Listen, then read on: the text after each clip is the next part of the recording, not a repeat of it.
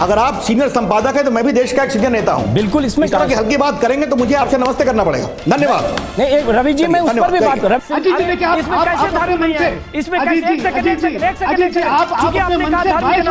आपने उनसे पूछूंगा, लेकिन आप इस तरह के इल्जाम मत लगाइए। समर्थक, ये चैनल किसी का समर्थक नहीं है। हमारे लिए कांग्रेस, बीजेपी, सपा, बसपा सब नहीं, सुन लीजिए पहले। नहीं, मीडिया में ऐसे कुछ ही एंकर हैं जो सत्ता से सीधे सवाल करते हैं।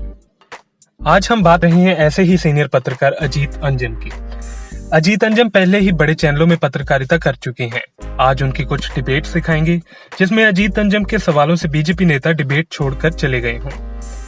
टीवी 9 भारतवर्ष पर अजीत अंजन ने केंद्रीय मंत्री रविशंकर प्रसाद का इंटरव्यू लिया।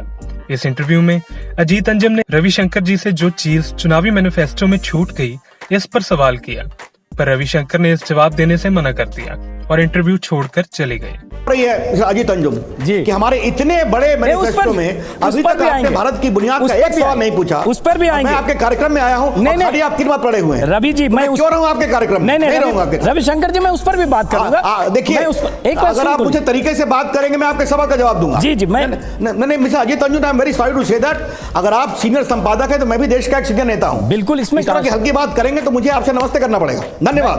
नहीं, रवि जी, मैं उस पर भी बात करूंगा। मैं उस पर बात कर रहा हूं आपसे।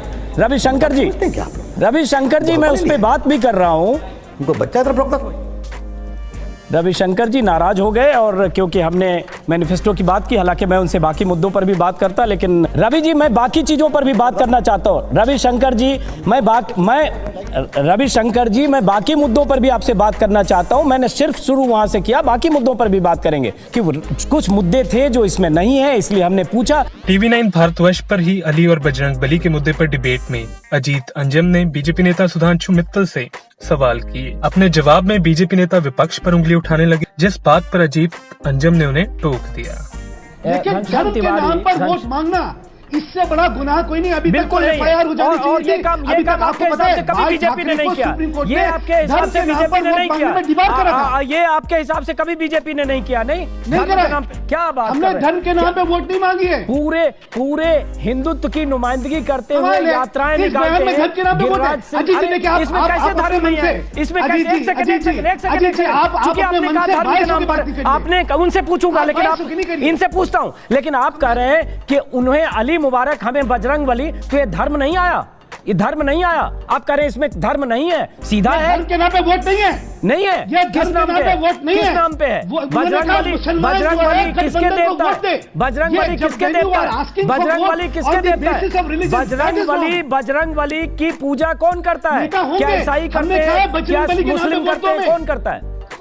कमाल है। टीवी 9 भारतवर्ष पर अजीत अंजन ने साध्वी प्रज्ञा ठाकुर का इंटरव्यू लिया। इस इंटरव्यू में अजीत अंजन ने हेमंत करकरे पर तीखे सवाल किए, जिस पर साध्वी प्रज्ञा ने कोई जवाब नहीं दिया और इंटरव्यू छोड़कर चली गई। साध्वी प्रज्ञा सिंह, मेरा सवाल आपसे ये है कि चूंकि हेमंत करकरे को पूरा देश शहीद के तौर पर जानता है, उनको अशोक चक्र मिला और उनके सीने पर आतंकियों की गोलियां लगी, पाकिस्तान से कसाब और उसके साथी आए थे, और उन हेमंत करकरे के लिए आपने जिस तरह की बात कही, आपने कह दिया उनको, आपने श्राप दिया था, आपने कहा उनका सर्वनाश हो गया। इसलिए प्रश्न समाज से करिए, प्रश्न इन कांग्रेसियों से करिए, और ये समाज, ये राष्ट्र, ये जनता उनको उत्तर देगी। आप उस समय का इंतजार करिए। ये सही है प्रज्ञा सिंह, अगर आपके साथ कुछ टॉर्चर हुआ, ऐसी बात हुई, तो आपको अदालत में जाना चाहिए था। आप कोर्ट में अपनी बात कहती। देश में प्रधानमंत्री मोदी आपके शुभचिंतक हैं, राजनाथ सिंह आपके शुभचिंतक हैं, महाराष्ट्र सरकार आपके शुभचिंतक हैं। आप इन तमाम दरवाजों को खटखटाती, तो मुझे लगता है इसके लिए आपको एक बार सोचना चाहिए कि आपने देश के उन लाखों करोड़ों लोगों को, जिन्होंने उन्हें एक शहीद के तौर पर देखा, उनकी भावनाओं के साथ भी खिलवाड़ कर रही हैं अपनी चुनावी फायदे के लिए। साध्वी प्रज्ञा सिंह शायद इन सवालों का जवाब नहीं देना चाहती हैं, बचना चाहती हैं। टीवी 9 भारतवर्ष पर चुनावी रैली में सेना का जिक्र आने पर डिबेट हुई। इस डिबेट में अजीत अंजन ने बीजेपी नेता से प्रधानमंत्री के भाषण पर सवाल किए। अपने जवाब में बीजेपी नेता ने अजीत और उनके चैनल को कांग्रेसी बताया, जिस पर वह बीजेपी नेता पर भड़क उठे। केंद्र के मंत्री कह रहे हैं कि आर्मी जो है मोदी जी की है, वो भी मंत्रिमंडल में बने हुए हैं। प्रेम शुक्ला जी, 5 मिनट तक आपने बात कही। आप इस तरह के इल्जाम मत लगाइए। समर्थक, ये चैनल किसी का समर्थक नहीं है। हमारे लिए कांग्रेस, बीजेपी बीजेपी, सपा, बसपा सब नहीं, सुन लीजिए पहले। नहीं, सारे बराबर नहीं, तो आरोप फिर आप ऐसे चैनल तलाशिए, आप ऐसे चैनल तलाशिए जहां अपना भाषण दीजिए और उसके बाद अपनी ऐसी बात करिए जो आपको चैनल को नहीं, यह गलत आरोप मत लगाइए। आप गलत आरोप लगाकर नहीं जा सकते। प्रेम शुक्ला गलत आरोप नहीं लगा सकते। अजीत भाई को तलाश में नहीं आया। नहीं, तो गलत किया था, तो गलत आरोप मत लगाइए। बिल्कुल, आप मेरे मेहमान हैं, लेकिन गलत आरोप प्रेम शुक्ला नहीं लगा सकते। ये लड़ना नहीं है, आक्रोशित होना ठीक नहीं लगता। आक्रोश नहीं हो रहा हूं, मेरी बात सुनिए।